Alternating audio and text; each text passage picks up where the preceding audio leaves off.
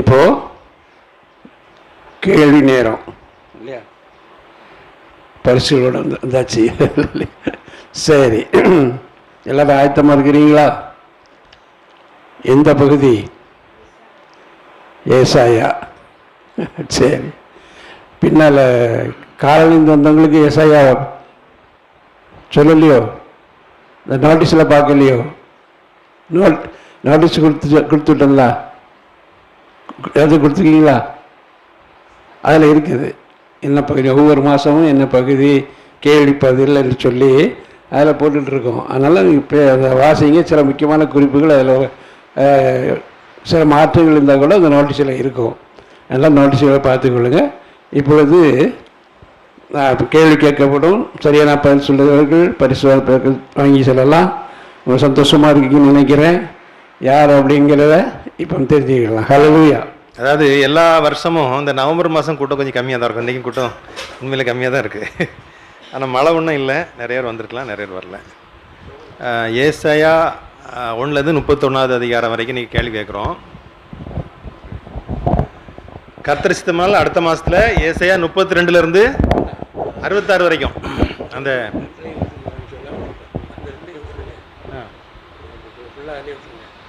அதான் ஏசாயா ஃபுல்லாக முடிச்சிடுவோம். அடுத்த மாதம் 2 தானே இருக்குது. 31 முடிச்சது 32ல சொல்கிறேன். 32 அடுத்த மாதம் 35 அதிகாரம் 35 அதிகாரம் இருக்குது. இந்த இடம் நாள் கூட வருதுல, நமக்கு டிசம்பர் 13 35 நாள் இருக்குது. அதாவது 35 அதிகாரம் படிக்கிறதுக்கு 35 நாள் இருக்குது. ஏன்னா இந்த மாதம் 8ஆம் தேதி நம்ம செகண்ட் சாட்டர்டே, 2வது சனிக்கிழமை. அடுத்த மாதத்தில் 2ஆம் சனிக்கிழமை எப்போ வருது? டிசம்பர் 13ஆம் தேதி வருது. அப்போ 35 நாள் இடையில டைம் இருக்குது. அதனால் 35 அதிகாரம் ஒரு நாளைக்கு ஒரு அதிகாரம் படித்த கூட செஞ்சிடலாம், அழகாக படிச்சிடலாம். அதனால் 35 அதிகாரம் அடுத்த மாதத்துக்கு, அதாவது இந்த மாதம் 31 அதிகாரம் முடியுது இல்லையா, அதுக்கு அடுத்த 32வது அதிகாரத்துலேருந்து ஆரம்பித்து 66 வரைக்கும் அடுத்த மாதம் நீங்கள் படிக்க வேண்டியது. நான் முதலே சொல்லிடுறேன். ஏன்னா அநேக நேரம் எனக்கு என்னென்னா இந்த ப்ரைஸ் இந்த முடிக்கிற நேரத்துக்கு சொல்கிறது ஞாபகம் வர மாட்டேங்குது. ப்ரைஸ் கொடுக்குறதுலாம் கவனம் போயிடுது. அதனால் முதலே சொல்லிடுறேன். சரி,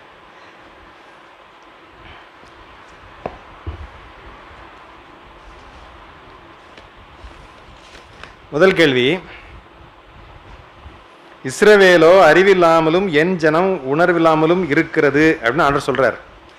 கொஸ்டினை வந்து நல்லா கேட்டுட்டு ஆன்சர் பண்ணணும். சரியா? அவசரப்பட்டு சொல்லக்கூடாது. நீங்கள் முதல்ல ஆன்சர் சொல்லக்கூடாது, கையை தான் தூக்கணும் அல்லது எழுமி நிற்கணும். பிரதர் வந்து யாரை கை காட்டுறாங்களோ அவங்க தான் என்ன செய்யணும், ஆன்சர் பண்ணணும். அது நல்லா ஞாபகம் வச்சுக்கிடுங்க. சரியா? இஸ்ரவேலோ அறிவில்லாமலும் என் ஜனம் உணர்வில்லாமலும் இருக்கிறது அப்படின்னு ஆண்டவர் சொல்கிறார். அப்படி சொல்லும்போது அதுக்கு முன்னாடி ஒரு முன்மாதிரியாக 2 மிருகங்களை பற்றி ஆண்டவர் சொல்றார். அந்த 2 மிருகம் இதெல்லாம்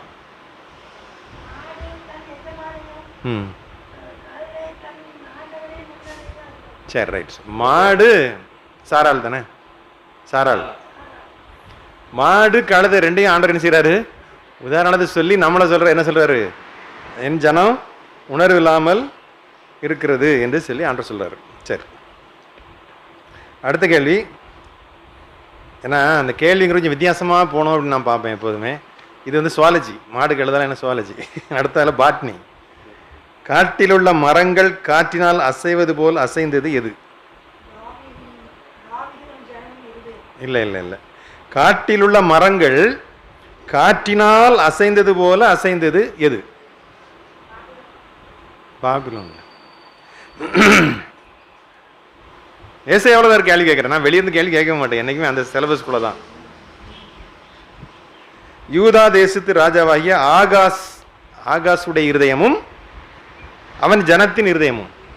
ஏன்னா யூதாவே ஆகாசு ராஜா ஆட்சி செய்கிறாரு, சீரியா ராஜா என்ன செய்கிறாரு? படையெடுத்து வர்றாரு. சீரியா ராஜா கூட யார்? இஸ்ரேல் ராஜாவும் சேர்ந்துட்டான். உடனே இவருக்கு ரொம்ப அதிர்ச்சியாக போச்சு. என்னடா இஸ்ரேல் நம்ம ஆள் தானே, அவன் நம்ம தெய்வத்தை வணங்குறவன் தானே, அவன் கூட சேர்ந்துட்டானே, இப்போ நம்ம என்ன செய்ய போகிறோம்? அவங்க கிட்ட படபலம் அதிகமாக இருக்குது. அப்போ இவர் யூதா ராஜாவை ஆகாசும் அவருடைய ஜனமும் என்ன செய்கிறாங்க? பயப்பட்ட நிலைமையில இருக்காங்க.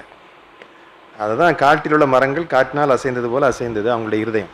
சரி, ஏசாயா தீர்க்கதரிசியினுடைய மகன் பெயர் என்ன? சேயா ராசு. சரி, ஆமாம் சார், சேயார் யாசு. சரிதான்.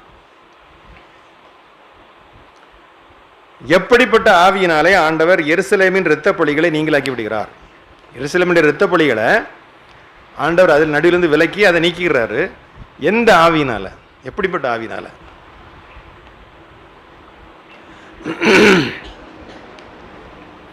சரி, நானே சொல்லிடுறேன். நியாயத்தின் ஆவினாலும் சுட்டரிப்பின் ஆவினாலும். சரிதான், இது எல்லாரும் படிச்சிருப்பீங்க, அந்த நேரத்தில் உங்களுக்கு ஞாபகம் வரல, அவ்வளோதான். அப்போ நியாயத்தின் ஆவினாலும் சுட்டரிப்பின் ஆவினா யாரு? பரிசுத்த ஆவியினர் தான். சுட்டரிப்பின் ஆவில எருசலேமின் இரத்த பலியில் என்ன செய்கிறார் ஆண்டவர்? நீங்களாக்கி விடுகிறார். சரி, தேவாலயம் எதினால் நிறைந்திருந்தது? வஸ்திர தொங்கலால். கரெக்ட், ஆண்டவருடைய வஸ்திர தொங்கலால் நிறைந்திருந்தது.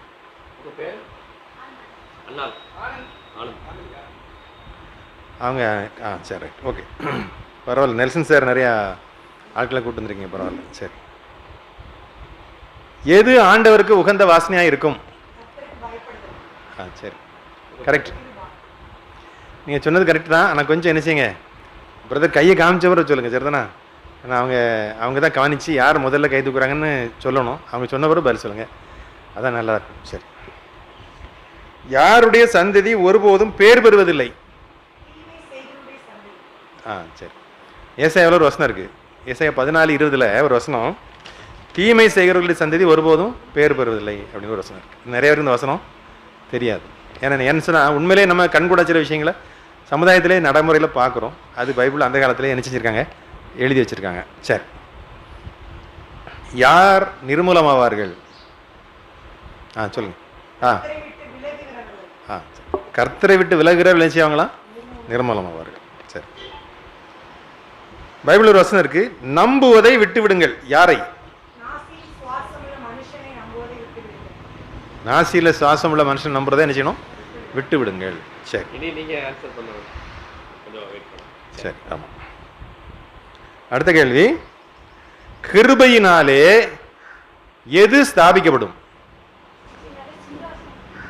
கிருபையினாலே சிங்காசனம் ஸ்தாபிக்கப்படும். அதாவது சிங்காசனம் ஒரு மனுஷன் கிடைக்குதுனாலே அது இந்த கிருபை தான்.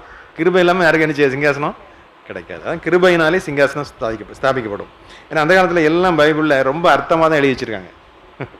அடுத்தது, ஆண்டவர் ஒரு சாபத்தை சொல்றாரு. அது யாருக்கு சொன்னாருன்னு இப்போ நீங்கள் சொல்லணும், சரிதானா? ஒரு சாபம் கொடுக்குறாரு, அது யாருக்கு அப்படின்னு நீங்கள் சொல்லணும். கடூரமான ராஜா அவர்களை ஆளுவான்.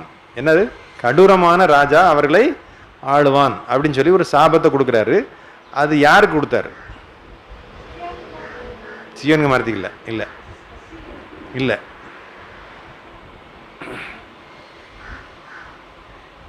எகிப்தியருக்கு கொடுத்தார். ஆண்டவர் எகிப்தியருக்கு கொடுத்த சாபம். சரி, அப்புறம் ஆண்டவர் இந்த உலகத்தை நியாயந்திருப்பார், எல்லாருக்கும் தெரியும், சரிதானா? சரி, அப்படி நியாயந்திருக்கும்போது கர்த்தர் பூமியின் ராஜாக்களை எங்கு விசாரிப்பார்? பூமியின் ராஜாக்களை எங்க விசாரிப்பார்?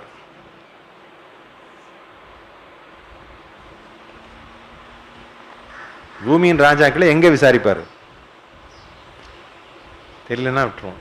சரி, ஏன்னா பைபிள் ஒரு வசனம் இருக்கு, அவர் உன்னதமான சேனையை உன்னதத்திலும் பூமியின் ராஜாக்களை பூமியிலும் விசாரிப்பார். பூமியின் ராஜாக்களை எங்க தான் விசாரிக்க போறார்? நியாயத்தீர்ப்பன்னைக்கு இந்த பூமியில தான் விசாரிக்க போறார். சரி, கர்த்தர் யாரை பூரண சமாதானத்துடன் காத்துக்கொள்வார்?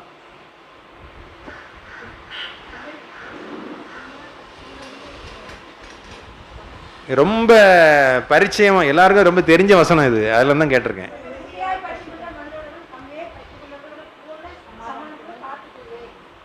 சரி, உண்மை உறுதியாய் பற்றி கொண்ட மனதையுடையவன் உண்மையே மனுஷனா இல்லை, உண்மையை நம்பி இருக்கிறபடியால் நீர் பூரண சமாதானத்துடன் காத்துக்கொள்வது. சரி, கர்த்தர் கடந்து வந்து அதை விடுவிப்பார். எதை? கர்த்தர் கடந்து வந்து அதை விடுவிப்பார்னு ஒரு வசனம் இருக்கு. எதை கடந்து வந்து விடுவிப்பார்? தெரியல. சரி, எருசலேமை என்ன செய்வார்? கடந்து வந்து அதை விடுவிப்பார்.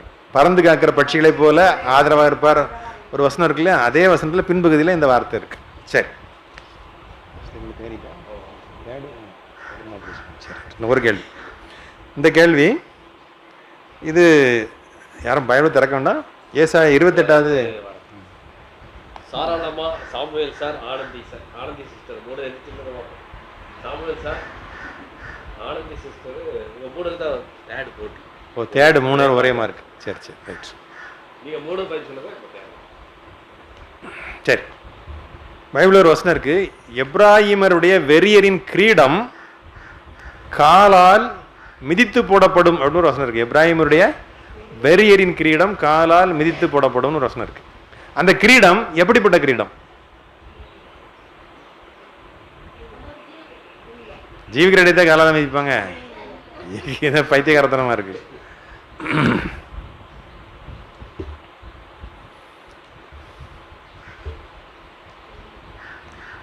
எப்ராஹிமருடைய வெறியரின் கரெக்ட். சரி, ஆமா ஆமா சரி. அந்த பைபிள் அந்த வசனத்தை வாசிடுறேன். ஏசாயா 28வது அதிகாரம் 3ஆம் வசனத்தை என்ன சொல்லப்பட்டிருக்குன்னா, எப்ராஹிமருடைய வெறியரின் பெருமையான கிரீடம் காலால் மிதித்து போடப்படும். அப்போ என் மனுஷனுக்கு என்ன செய்யக்கூடாது? பெருமை என்ன செய்யக்கூடாது? இருக்கக்கூடாதுங்கிறத ஆண்டவர் சொல்றாரு. அவ்வளோதான். சரி சார், பிரைஸ் கொடுத்துருங்க. ஃபர்ஸ்ட் பிரைஸ் கிருபா சிஸ்டர் வாங்க.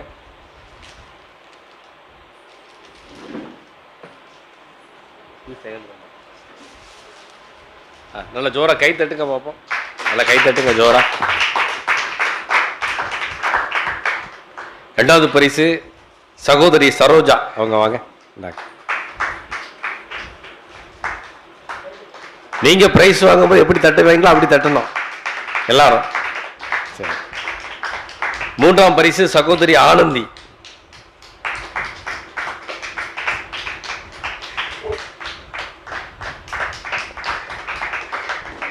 Thank you thank you.